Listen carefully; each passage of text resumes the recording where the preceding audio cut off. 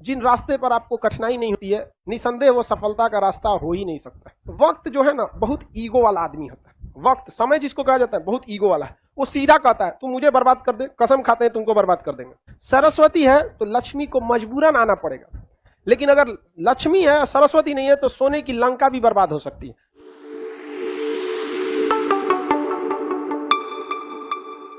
स्वामी विवेकानंद की आध्यात्मिक शक्तियों को देखकर, उनकी विद्वता को देखकर सुभाष चंद्र बोस ने इन्हें कहा था ये भारत के आध्यात्मिक गुरु हैं। धार्मिक लोगों को भी ये सोचना चाहिए, जो भी धार्मिक है, चाहे वो मुस्लिम में हो, हिंदू में हो, सिख, जैन में, उन्हें सोचना चाहिए कि उनकी बातों को लोग आंख बंद करके बिलीव कर लेते हैं।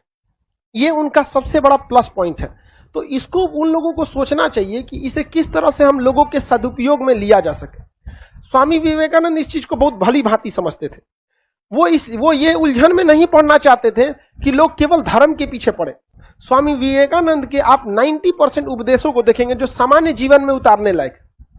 हाँ, अब के चलो स्वर्ग में ऐसी घटनाएं होंगी, बैकुंठ धाम ये होता है, कृष्ण भगवान के ये अवतार, भैया वो हर जगह लिखल है, नहीं लिखा है। लेकिन इनके उपदेश, धार्मिक व्यक्ति थे लेकिन इनके उपदेश समाज सुधार के लिए बहुत जरूरी थे। वरना अगर केवल धार्मिक उपदेश में रह जाएंगे ना तो केवल धार्मिक लोग आपको फॉलो करेंगे, जबकि स्वामी विवेकानंद के साथ ऐसा है नहीं, उन्हें हर तरह के लोग फॉलो करते हैं। उनके बहुत सारे उपदेश हैं, जिन रास्ते पर आपको कठिनाई नहीं होती है, निसंदेह वो सफलता का रास्ता हो ही नहीं सकता।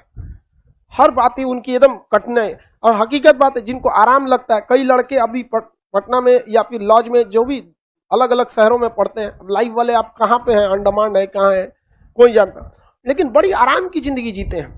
लड़कों को हम लोग देखते हैं, कोई दिक्कत नहीं है, 7 बजे सो के उठेगा कि 10 बजे, कोई मतलब नहीं। तो जो आराम की लाइफ जीते हैं, कोई दिक्कत नहीं है। आपको खामियाजा भुगतना पड़ेगा। वक्त जो है ना, बहुत ईगो वाला आदमी होता है। वक्त, समय जिसको कहा जाता है, बहुत ईगो वाला है। वो सीधा कहता है तू मुझे बर्बाद कर दे, कसम खाते हैं तुमको बर्बाद कर देंगे। आप बर्बाद कीजिए वक्त, कसम खाता है, वो गारंटी देता है बर्बाद कर देगा आपको। आप बचाइए वक्त को, वो आपको बचा लेगा। आप पैसा बर्बाद कीजिए, पैसा आपको बर्बाद कर देगा। तो देखिए, पैसा वैसा अलग चीज होता है, ये सेकेंडरी चीज होता है। समय का सदुपयोग कीजिए। लक्ष्मी के पीछे कभी नहीं भागना चाहिए, सरस्वती के पीछे। सरस्वती है तो लक्ष्मी को मजबूरन आना पड़ेगा, लेकिन अगर लक्ष्मी है सरस्वती नहीं है तो सोने की लंका भी बर्बाद हो सकती है। तो नोट गिनने वाले का कितना वैल्यू होता है यहाँ पर। तो ये धार्मिक व्यक्ति थे, नो डाउट, गर्व से बोलो हम हिंदू हैं, लेकिन ऐसा नहीं कि केवल वही उपदेश दिया, उन्होंने सामाजिक उपदेश बहुत दिया।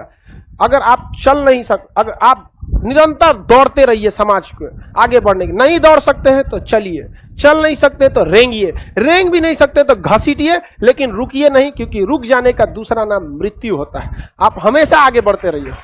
ये उपदेश उनके। अब इतिहास जो होता है ना, इतिहास बहुत बड़ी चीज होती है, जल्दी किसी को जगह नहीं देता है। आपको यहाँ पे किसी को नहीं, एक से एक धार्मिक लोग आए, इतिहास को ना जगह दिया, इन लोग को नहीं देता है। समाज में एक बहुत बड़ा उत्थान लाना चाहते थे। बहुत ही कम उम्र में स्वामी विवेकानंद का देहांत हो गया, लेकिन इनके विचारधाराएं आज भी जीवित हैं सबके बता। तो आप सब निरंतर प्रयास करते रहेंगे इस देश को बढ़ाने के लिए। उस समय भारत की गिनती बकलोलों के तौर पे की जाती थी, गुलाम थे हम लोग। 1893 में धर्म सम्मेलन में भाग लिया गया और स्वामी विवेकानंद साधु का रूप लेके, खड़ाऊ पहन के, और एगो बिना सिला हुआ कपड़ा, जो बिना सिला कपड़ा होता है ना, धार्मिक लोग जो होते हैं, चाहे हिंदू धर्म के लोग चाहे मुस्लिम धर्म के लोग, जब वो धार्मिक जाते हैं तो सिला हुआ कपड़ा नहीं पहनते वो लोग। मुस्लिम लोग भी हज करने जाते हैं तो एहराम पहनते हैं। एहराम में कहीं बटन वटन नहीं होता है, वो शरीर पे ऐसे लपेट के इस तरह रखना पड़ता है। अब योगी आदित्यनाथ को देखिए ना, क्या सिलाया हुआ कपड़ा रहता है। स्वामी विवेकानंद का कपड़ा देखिए सिलाया हुआ रहता है ना, वो धार्मिक कपड़े होते हैं, पूरा लपेटा रहता है शरीर पे। तो वैसा पहन के चल गए तो लोग मजाक उड़ा दिए। तो देखो स्वामी विवेकानंद को कुछ भी नहीं बोले, शांत व्यक्ति थे। जब वो भाषण देना चालू किए, पूरा अमेरिका सन्नाटा रह गया वहां पर। और जो भाषण की टाइमिंग थी उससे 8 गुना ज्यादा भाषण दिए। लोगों को एहसास नहीं हुआ कि कितने लोगों के भाषण का समय चला गया। वो गहराइयां थी उन बात में। लोगों को लगा हिंदी में बोलेंगे, ट्रांसलेट करके समझेंगे। अरे वो हिंदी बोलने वाले आदमी है, फराटेदार अंग्रेजी बोले, पूरा अंग्रेजी हिल गया सब वहां पर। और इंग्लिश भारतीयों की बहुत बेहतरीन होती है, वो बोलते हैं तो समझ में आता है। हाउ दुर्गा बोलते हाउ यू, हाउ यू, अरे सीधा बोलना हाउ आर यू बोल के आधा मुंह में रख लेता है। थियोसॉफिकल सोसाइटी देखते हैं 1875 की। थियोसॉफिकल सोसाइटी बहुत बेहतरीन थी। अंग्रेजों की कुछ सोसाइटी में इस सोसाइटी को आप अच्छे से नमन कर सकते हैं।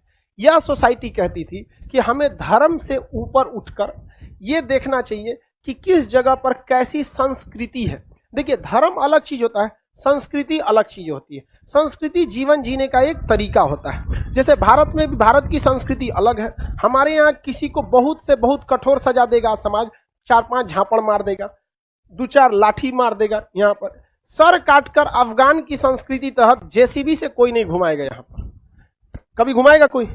अरे वहां के राष्ट्रपति नसीरुल्लाह थे, बहुत अमरुल्लाह साले तो अभी है ना जी, उस समय नजीबुल्लाह, 1996 की बात कर, नजीबुल्लाह राष्ट्रपति थे। राष्ट्रपति भवन से खींच के उनको नंगा करके काट काट के मारा था सर, जेसीबी में ऐसे टहलाया था सर, घुमा के ऐसे क्रेन से नजीबुल्लाह को।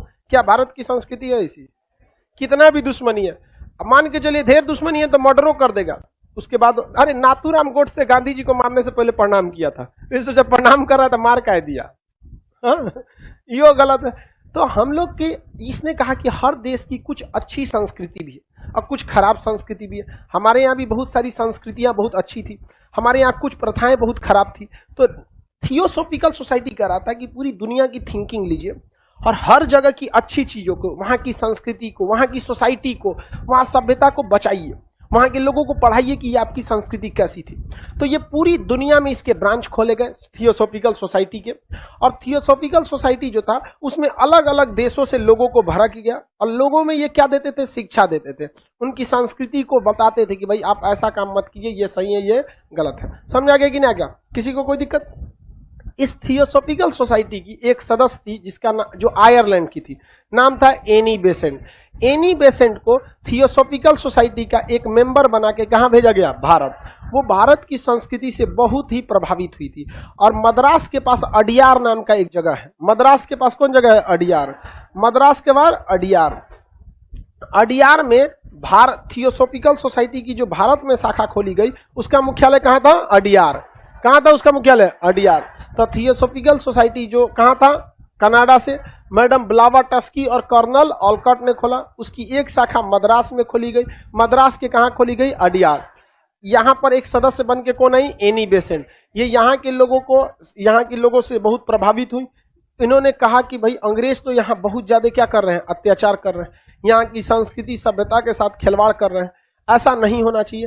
अंग्रेजों को व्यापार करना है तो वे व्यापार करें, जो धन दौलत लूटना है तो तुम गुलाम बना के रखो, लूटवे करोगे। लेकिन भारत के आंतरिक मामले में अंग्रेजों को हस्तक्षेप नहीं करना चाहिए। ये किसने बोला था? Annie Besant. अब आंतरिक मामला क्या होता है? जैसे हमारे देश में अभी केंद्र सरकार में नरेंद्र मोदी जी का सरकार है, क्या वो किसी राज्य के आंतरिक मामले में हस्तक्षेप करते हैं? भले चुनाव के समय जाके दीदी ओ दीदी कर दे, लेकिन अभी जाते हैं नहीं, खेला हो वो तो वो हुआ होता चुनाव जीतने के लिए। क्या बिहार के आंतरिक मामले में हस्तक्षेप करते हैं?